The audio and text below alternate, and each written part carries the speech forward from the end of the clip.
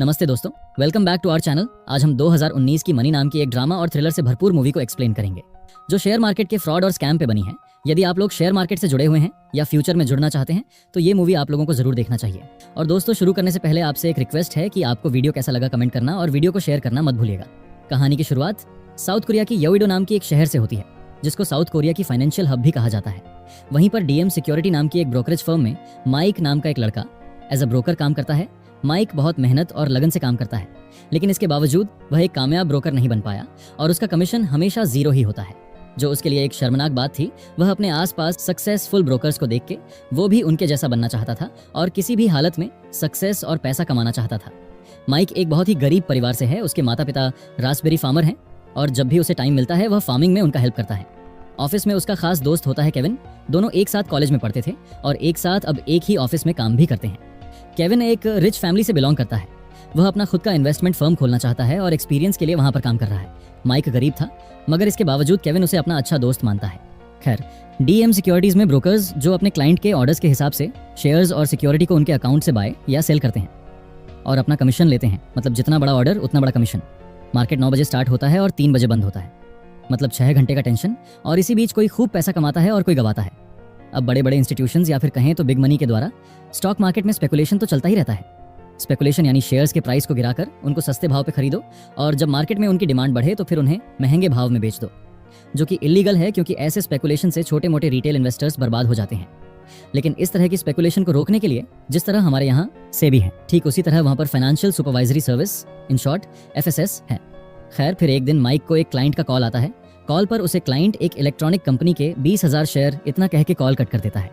अब माइक समझ नहीं पाता कि स्टॉक को खरीदे या बेचे। वह थोड़ी देर सोचने के बाद स्टॉक को क्लाइंट के अकाउंट से खरीदता है।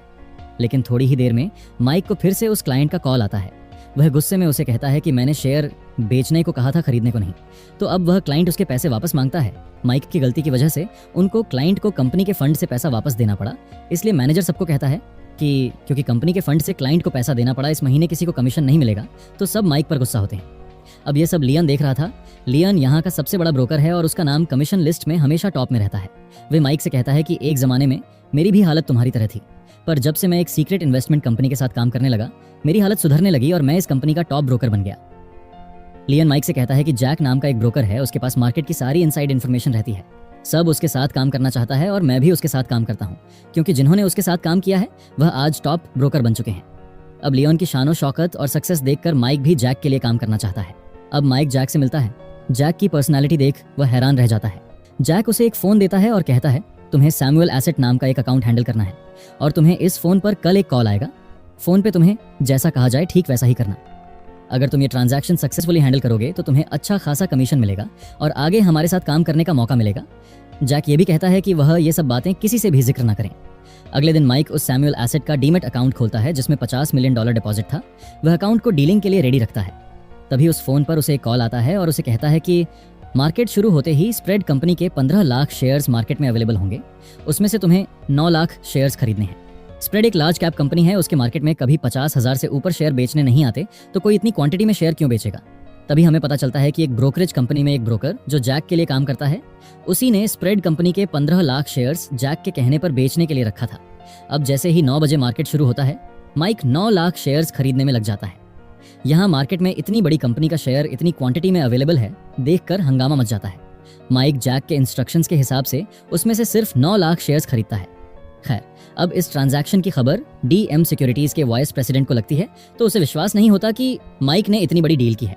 तो वो उस क्लाइंट को कॉल बैक करके कंफर्म करता है। तब वह क्लाइंट के इन्फॉर्मेशन देता है कि उसी ने शेयर खरीदने को कहा था, मगर वो क्लाइंट फेक होता है। अब इस बड़े ट्रांजैक्शन के बाद शेयर मार्केट में उथल पुथल होती है। दरअसल हांगकांग के एक बैंक ने कुछ सिक्योरिटी को मार्केट प्राइस से काफी कम में बेचा होता है और अचानक मार्केट में इतने शेयर्स अवेलेबल होने की वजह से उनकी मार्केट वैल्यू गिरती है। तो इस वजह से पूरा मार्केट भी नीचे गिर जाता है। गिरती हुई मार्केट का फायदा उठा के जैक कई कंपनी के शेयर्स सस्ते दाम पर खरीदता है। 15 लाख में से 9 लाख शेयर्स खरीदना ये तो एक दिखावा था, मगर असली मकसद तो पूरे बिलियन के मार्केट को गिराना था। अब इस डीलिंग की खबर financial supervisory service, in short FSS को लगती है, जो कोरिया के शेयर मार्केट फ्रॉड को कंट्रोल करती है।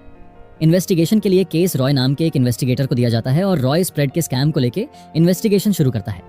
मगर स्प्रेड के शेयर बेचने वाला वो ब्रोकर देश छोड़ के भाग गया है।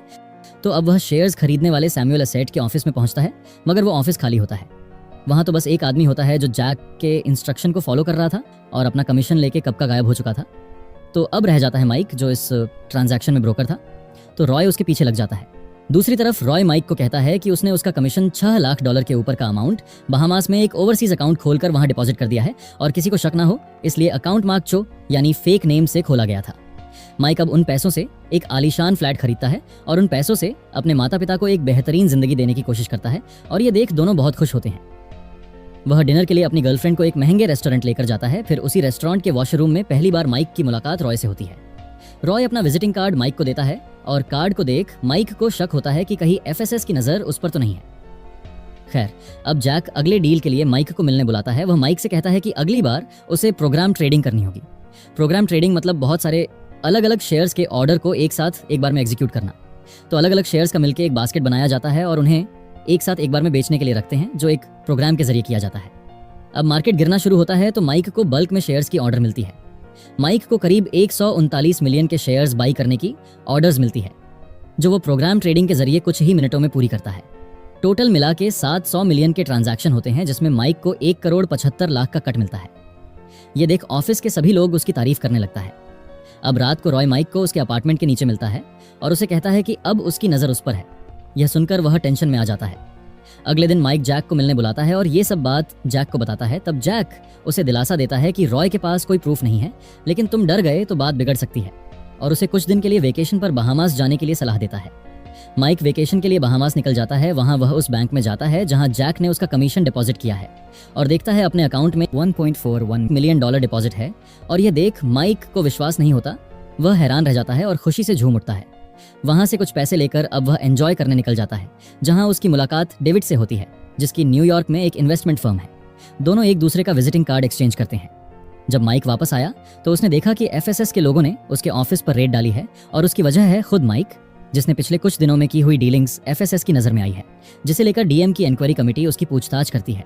इस वजह से प्रेसिडेंट लियन को जॉब से निकाल देते हैं और उसका सारा काम माइक को सौंपते हैं, जिससे लियन माइक पर खासा नाराज होता है और उसे भला बुरा कहकर वहां से चला जाता है। को अब इन सब बातों की परवाह नहीं, वह अपने पैसों की मस्ती में चूर है और बड़ी बड़ी ऑर्डर की वजह से माइक का ऑफिस में रोब भी बढ़ जाता है और कमीशन में उसका नाम हमेशा टॉप में रहता है। दरअसल वो अनजाने में शेयर्स में स्पेकुलेशन कर रहा था, जिसका उसे खुद पता नहीं होता। फिर एक रात माइक को एक अननोन नंबर से फोन आता है। फिर अगले दिन उसे न्यूज़ से पता चलता है कि बेक नाम का एक ब्रोकर ने सुसाइड की है, और तब माइक को पता चलता है कि वह ब्रोकर भी जैक के साथ काम करता था, क्योंकि माइक उसे एक बार देखा था जब वह जैक से मिलने गया था। अब पुलिस माइक से पूछताछ करती है, क्योंकि सुसाइड करने के पहले बेक ने लास्ट कॉल माइक को किया था। अब ऑफिस में माइक पिछले कुछ ट्रांजैक्शन हिस्ट्री देखता है तो उसे पता चलता है कि जिन दो ब्रोकर ने माइक के साथ प्रोग्राम ट्रेडिंग की थी उसमें बेक का भी नाम था। खैर, रॉय माइक की कलीग किम के पास जाता है, क्योंकि किम भी मार्केट में थोड़ा बहुत स्पेकुलेशन करती है, इसलिए रॉय उसकी भी इंक्वायरी करता है। रॉय उससे कहता है, अगर तुम्हें जेल जाने से बचना है तो मेरा एक काम करना होगा। वह किम को माइक की कंप्यूटर से उसका ट्रांजैक्शन डेटा चोरी करके लाने को कहता है। फिर रॉय हैंग नाम का एक ब्रोकर के पास जाता है जो जैक के लिए काम करता है। रॉय उसका भी इन्वेस्टिगेशन शुरू कर देता है, क्योंकि उनके शक के दायरे में वह भी आ चुका था। अब हैंग लियन से मिलता है। दोनों पहले से एक दूसरे को जानते हैं, क्योंकि हैंग ने ही लियन को जैक के साथ काम करने के लिए कहा था। दोनों को आप पता चल चुका था कि जैक उन्हें मोहरा बनाकर असली गेम खेल रहा था, और अगर इन्वेस्टिगेशन हुआ तो वह दोनों फंसेंगे। इसीलिए दोनों फैसला करते हैं कि वह दोनों रॉय का साथ देगा और जैक को पकड़ने के लिए उसकी मदद करेगा। दूसरी तरफ माइक हैंग के ऑफिस जाता है उससे मिलने के लिए। तभी वह वहां देखता है कि हैंग ने बिल्डिंग से कूद के सुसाइड कर लिया है, लेकिन वह सुसाइड नहीं बल्कि मर्डर है, क्योंकि जैक ने एक कॉन्ट्रैक्ट किलर के जरिए उसे मरवाया था। ये सब देख माइक अब टेंशन में आ जाता है। केविन माइक को समझाता है कि वो जो कुछ कर रहा है उससे वो बहुत बड़ी मुसीबत में फंस सकता है और उसे सिर्फ इस्तेमाल किया जा रहा है, और रॉय भी उसका इन्वेस्टिगेशन शुरू कर दिया है, लेकिन माइक उसकी बात को नजरअंदाज कर देता है। खैर, जैक माइक को मिलने बुलाता है। जब वह जैक से मिलता है तो जैक उससे कहता है कि उसे अब नेकेड शॉर्टिंग करनी होगी, जो शेयर मार्केट में इलीगल है। काम 35 मिलियन का है, जिसमें माइक का कट 5 मिलियन का होगा। नेकेड शॉर्ट सेलिंग, जिसमें बिना शेयर उधार लिए ही उन्हें बेच दिया जाता है, यह सामान्य शॉर्ट सेलिंग से अलग है, जहां पहले शेयर उधार लिए जाते हैं और फिर बेचे जाते हैं। लेकिन नेकेड शॉर्ट सेलिंग में यह भी नहीं देखा जाता कि वो शेयर असल में अवेलेबल हैं भी या नहीं, और फिर भी उन्हें बेच दिया जाता है। इससे शेयर की कीमत पर गलत तरीके से दबाव बन सकता है, जिससे मार्केट में उतार चढ़ाव और हेर फेर हो सकती है, खासकर जब वह शेयर बड़ी क्वांटिटी में हो। अब दूसरे दिन माइक को क्लाइंट का फोन आता है और वो उसे सिग्नल टेक कंपनी के 70,000 शेयर्स खरीदने बोलता है। जैसे ही माइक उसे खरीदने में लग जाता है, तभी एक और क्लाइंट का फोन आता है। वो उसे और 80,000 शेयर्स खरीदने बोलता है।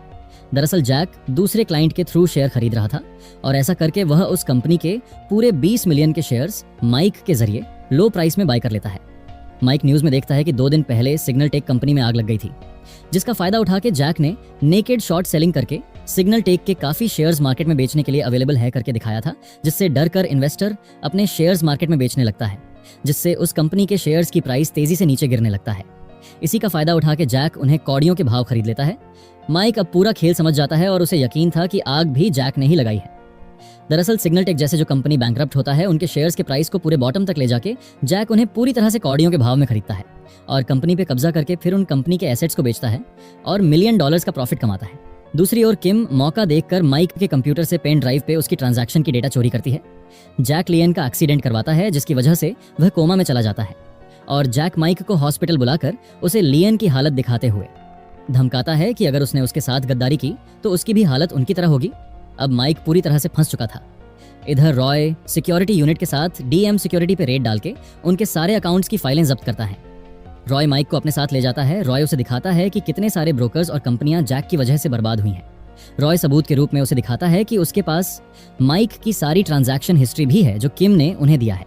तभी माइक को मैसेज आता है कि केविन की फादर की कंपनी यूजिंग डूब चुकी थी और बैंकरप्सी की कगार में है। तभी उसे बोर्ड पे दिखाई देता है कि अब जैक का अगला शिकार केविन की फादर की कंपनी है। तब उसे सब समझ आ जाता है कि जैक नेकेड शॉर्ट सेलिंग करके केविन की फादर की कंपनी कौड़ियों के भाव खरीदना चाहता है। अब रॉय उसे ऑफर देता है कि अगर वह जैक को पकड़ने में उसकी हेल्प करेगा तो वो उसे छोड़ देगा। खैर, अब माइक केविन को जाके मिलता है और उससे वादा करता है कि कल जब मार्केट ओपन होगा तब तुम्हारी कंपनी की यानी वूसंग की शेयर का प्राइस बढ़ेगा, जो अब बॉटम पर है। मैं तुम्हारे फादर के कंपनी के सब शेयर बाय करूंगा। तब केविन कहता है कि उसके अंकल कंपनी को सस्ते में किसी और कंपनी को बेचना चाहता है। तब माइक उनसे कहता है कि जल्दबाजी में कंपनी को सस्ते में मत बेचो, उसे मैं ऊपर उठाऊंगा, मुझ पर भरोसा रखो। अगले दिन सुबह मार्केट खुलते ही माइक अपने कलीग से कहता है कि वूसंग के सब शेयर ग्लोबल इन्वेस्टमेंट के अकाउंट से खरीदो, जिससे कंपनी की मार्केट वैल्यू बढ़ जाती है। दूसरी तरफ केविन अपने अंकल को उनके हिस्से के शेयर्स बेचने को रोकता है और उन्हें थोड़ा वेट करने बोलता है। इस दौरान जैक माइक को कॉल करता है, लेकिन माइक उसका कॉल रिसीव नहीं करता। इस डील का पता रॉय को चलता है और वह ग्लोबल इन्वेस्टमेंट की ऑफिस की ओर निकलता है। अब माइक मार्केट में वूसंग के 9 मिलियन के शेयर्स बेचने के लिए अवेलेबल कराता है, जो माइक ने ही ग्लोबल के अकाउंट से कुछ घंटे पहले खरीदा था। अब यहाँ हमें माइक का असली प्लान पता चलता है। आपको याद होगा माइक डेविड से बहामास में मिला था और उसकी न्यूयॉर्क में एक इन्वेस्टमेंट कंपनी है, तो माइक डेविड के जरिए वूसंग का शेयर खुद खरीदता है। अब सवाल आता है माइक के पास इतना पैसा आया कहां से? तो बहामा के बैंक में जहां माइक का आज तक की कमाई लगभग $7 मिलियन जमा था, वही उस पैसे से वूसंग के शेयर्स को डेविड के कंपनी के जरिए खरीदता है। अब मार्केट में वूसंग के शेयर की कीमत बढ़ती है तो ज्यादातर इन्वेस्टर और केविन के अंकल अपने शेयर नहीं बेचता। इससे जैक का वह कंपनी खरीदने का प्लान फेल हो जाता है, जिससे वह बहुत गुस्सा होता है। जैक अपने किलर को माइक को मारने भेजता है, लेकिन सिक्योरिटी के लोग माइक के साथ होने के कारण किलर कुछ कर नहीं पाता। अब रॉय जैक की ग्लोबल इन्वेस्टमेंट कंपनी पे रेड डालता है, मगर जैक निकल चुका था। जब रॉय जैक को किसी भी हाल में पकड़ना चाहता था तो माइक उससे कहता है ये जैक जरूर उसे मिलने बुलाएगा, जैसा कि माइक ने सोचा था। जैक उसे मिलने मेट्रो स्टेशन बुलाता है। माइक उससे मिलने वहां पहुंचता है, लेकिन जैक को माइक के साथ बातें करते समय उसको पता चलता है कि माइक ने अपने कोट में माइक्रोफोन छुपाया है, जिसके जरिए उनकी बातें रॉय सुन रहा है। तभी जैक का किलर माइक के पेट में चाकू से वार कर देता है, लेकिन रॉय आके उस किलर को पकड़ता है और साथ ही जैक को भी पकड़ता है। जैक को लगता है उनके पास उसके खिलाफ कोई सबूत नहीं है, लेकिन माइक उन्हें वो रिकॉर्डर देता है जो उसने जैक से उसकी पहली मुलाकात से उनकी बातें रिकॉर्डिंग की थी। अब रॉय जैक को अरेस्ट करके ले जा रहा होता है तो मौका देख के माइक ट्रेन से भाग जाता है और रॉय को फोन करके सब लोकेशन बताता है जहां उसने जैक की दी हुई फोन वगैरह छुपाया था। तभी ट्रेन में बैठ के माइक की नजर ट्रेन से ट्रैवल कर रहे एक आदमी पे जाती है और यहीं पर मूवी खत्म होती है। जुड़े रहने के लिए धन्यवाद। अगर आपको वीडियो अच्छी लगी हो तो लाइक, शेयर और नए हैं तो सब्सक्राइब करना ना भूलें। मिलते हैं अगली बार और एक रोमांचक कहानी के साथ।